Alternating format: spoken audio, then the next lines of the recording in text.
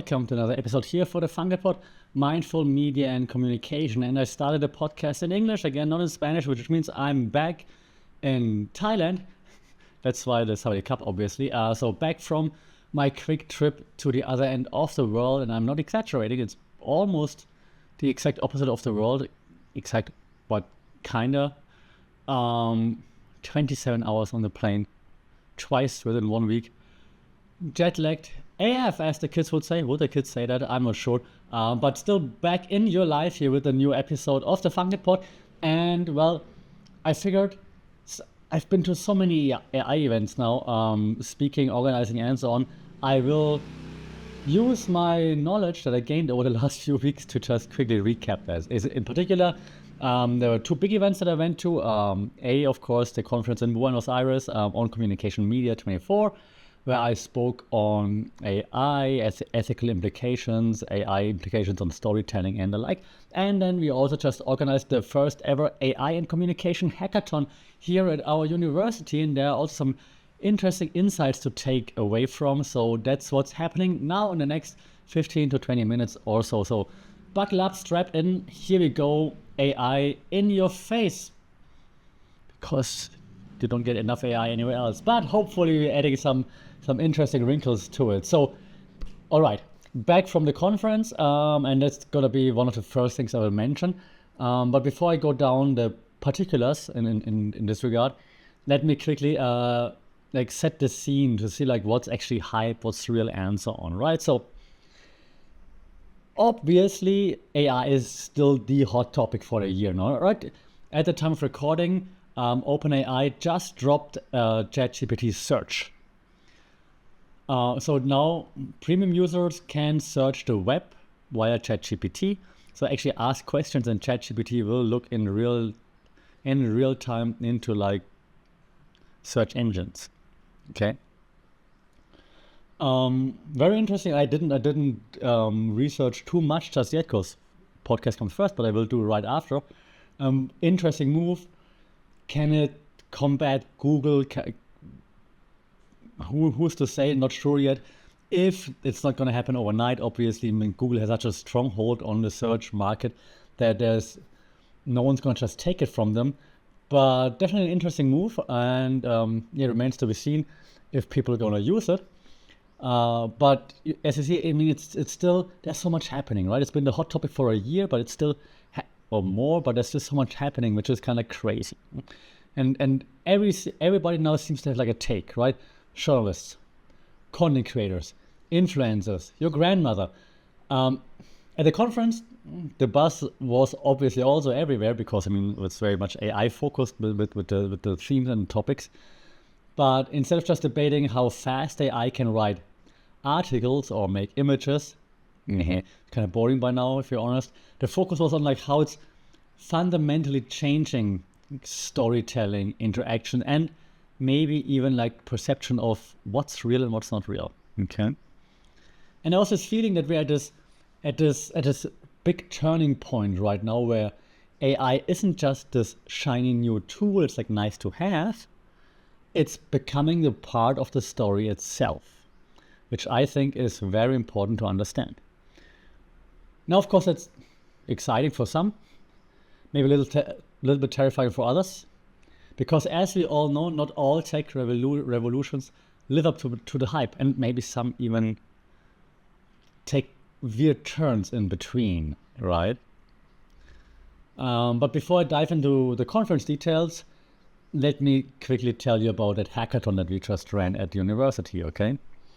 So it was 2 days of high energy brainstorming, a little bit of coding, and a bit of organized chaos, okay? The goal was to get students thinking about AI's real-world applications in media and communication, everything from journalism to audience engagement, you name it, okay? We started things off with our dean's opening, then we had a few keynote speakers, I mentioned a few things. We had a team building expert to help with building teams. Shout out to also the sponsor of the whole hackathon, Teams Training Thailand. Check them out if you're into team building and the like. And we had an AI and machine learning specialist there as well to get the students really, really focused on the task at hand. So this starting off, especially with the team building focus centered keynote, added like lots of energy to it, which was pretty cool. Like it's different to like a typical lecture, right? Then afterwards we had our student teams, or students finding teams and diving into projects that aim to use AI not just to automate, like send automated emails or chatbots or something, but to actually amplify the depth and I want to say even creativity in media and communication. And some of them they worked on media analysis tools, for example. Others try to predict trending content, for example. It was pretty cool and fascinating to watch them realize that AI isn't just about crunching numbers. It's about revealing insights that, for example, journalists might miss on their own, that content creators might not be familiar with, and so on. And here's what I loved the most, actually, because it wasn't just about tech, but the students, they all brought like a healthy dose of skepticism, which is pretty cool. Yeah, which is, if you're honest, actually exactly what we need, right? Especially like in this tech-heavy field. You need media professionals who are not just tech savvy, but also questioning what AI should and shouldn't do. So yes, I think we're on the right track here, raising a generation that's all about, well, mindful media and communication. But hey, let's all the props to our students, of course, but let me share what the older people were saying this past week. So at the conference, a more academic focused conference, and in this case, usually I attend more industry related conferences. There's usually more development happening from my humble point of view. Please don't hate.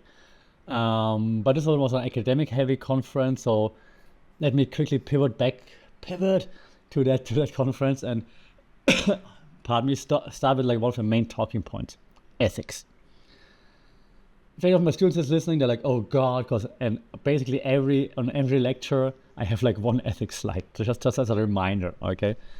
Because if you thought the ethical concerns with regular tech were like a headache, and yes, especially Germans think that way, but embrace yourselves, okay? Because AI, different on a different level. Because my own presentation at this conference focused on AI-driven storytelling and potential pitfalls, and it was pretty eye-opening to hear also other speakers talk about it and have some also different takes as well. But one big concern is that AI doesn't come with a moral compass, right? It simply reflects the biases, quirks, blind spots, and the like of the creators. So there's no like built-in safety mechanism. And if there's one, then the safety mechanism is built by the biased engineers, because we all have our biases, we all have our agendas and alike. So if you're not careful, AI could end up amplifying those quirks, blind spots, and alike on a massive scale. Okay, so we're talking about algorithms that could be as biased as like a tabloid headline, for example, right? And just as, or maybe even harder to retract. Because once it's out there, it's out there. So the privacy conversation was also pretty unavoidable. In addition to that, we had the bias, we had privacy, right?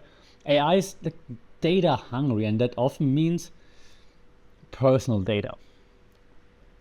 So imagine you're pulling out all your secrets into like a digital diary, for example. Okay, who does it? But like, let's be honest, your social media is basically your diary, right? So let's imagine you have everything out there, only for AI to create like personalized content based on it for everybody to see. So the take-home message from that would be: use AI, use it with caution, or you might risk a digital dumpster fire. This is not to say that I'm against AI. I'm not. I use it a lot. But we have to be aware of those two big problems, right? Bias, because what data are we using? What data is AI using? Is the data unbiased? And is AI unbiased? And what about privacy? Well, again, which data is AI scraping? Where is it storing? How long is it storing? And the like. and who gets access to it, right? But there are a few more talking points that I found pretty interesting, that we had actually some very interesting discussions at the conference as well. So one of the other discussion points was like, I hesitate again, because when I hesitate, it means like I'm thinking while I'm talking, because we also talked about like AI's like fantastic skills. Can I say that, like how AI can produce fantastic content? Okay, because there was one research that was interesting. So they used AI to actually produce cultural relevant content. The thing though is, then can AI create it by itself just yet, like content with cultural nuances? And the research suggested not yet. Okay, because cultural sensitivity is still kind of like part of AI, but it's not been trained or exposed enough, I guess.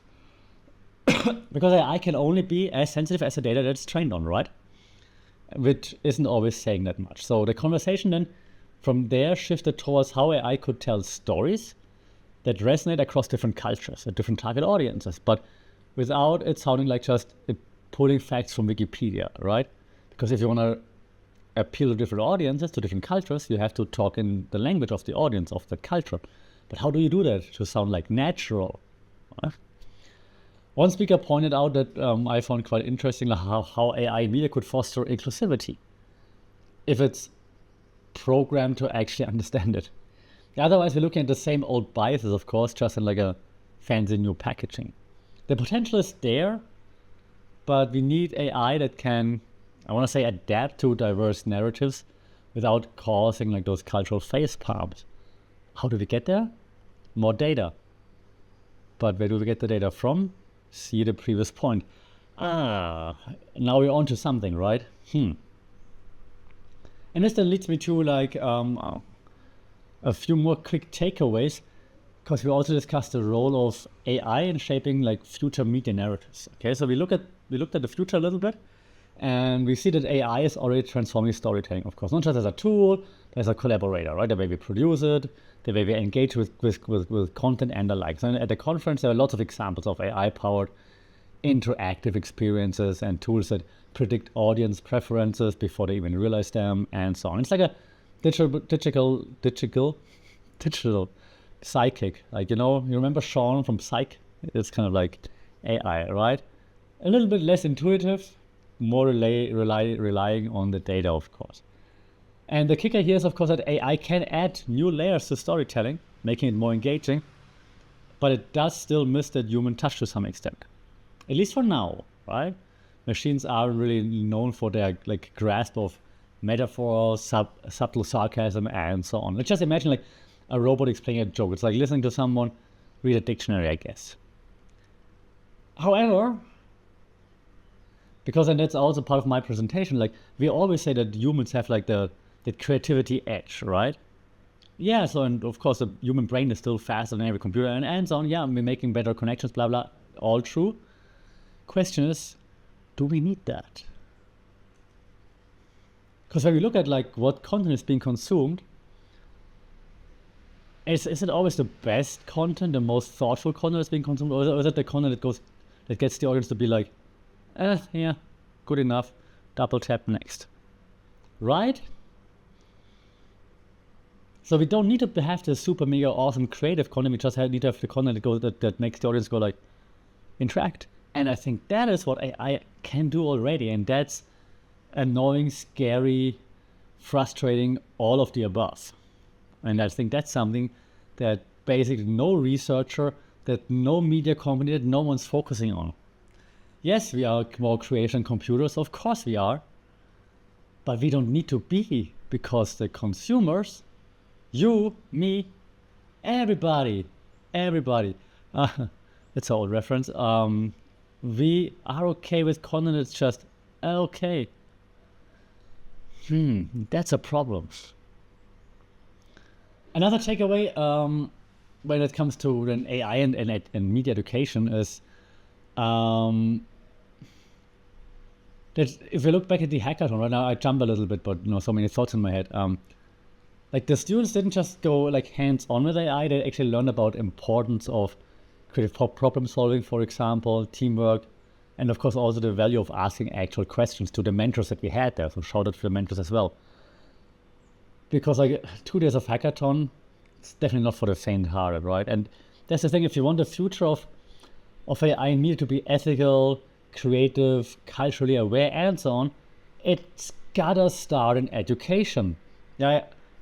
Now I jump back and forth, but at the conference, I had a question from the host of the track actually, and he asked me later on. He's like, "Yeah, but hey Sasha, so how do we ensure that the audience and so on, that they are aware of the pitfalls and that they care more about privacy?" Yeah, it starts here. It starts with us. It's not like we can't look anywhere else. It starts with us. So we need to give the students the tools to innovate responsibly and the freedom to question like what's fed to them by the machine overlords, so to speak. It's a simple idea. If you raise critical thinkers today, we won't have robots running amok tomorrow.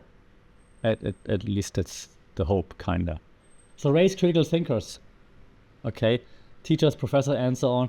Questions are tough, questions are intense, they're exhausting, and they're good and they're needed. So make your students ask questions and embrace them, okay? Now more important than ever. Okay, my last takeaway, it's or thought, if you will. What's next? What's the future look like in AI and media communication, right? So that's kind of like the $1 million question. And as AI is continuing to evolve and adapt, and well, hopefully not taking over just yet, not entirely. Some at the conference, they predicted a future where we are watching movies, reading books, maybe even attending like conferences created entirely by AI. Sure. But realistically, AI is a tool, a super powerful one, but it does need oversight. Because without a human touch, we're just handing over like our stories to the algorithms. You see the world in like black and white, right? And that might be able to create content that we enjoy for a second. We go like, and then we move on. But is that what we're really longing for? I hope not. Okay, I really hope not. So as we wrap up, we understand that AI is changing the media in ways we never expected, from international conferences to local hackathons. Right? The message here is like, AI is powerful, but it's only as good as the people guiding it. And whether we're working on like hackathon projects or sharing ideas at like global conferences, the human touch, it's also the headline of my final slide, by the way, is key. And think of it this way, if AI is the hammer, we're still the ones building the house. For now. So don't give that away, okay? And ideally, when we're building the house, here's to no nails being missing, because we're not IKEA, okay? So thanks for tuning in again to this jet-lagged episode of the Funky Pod. I promise next time I will be more energetic again.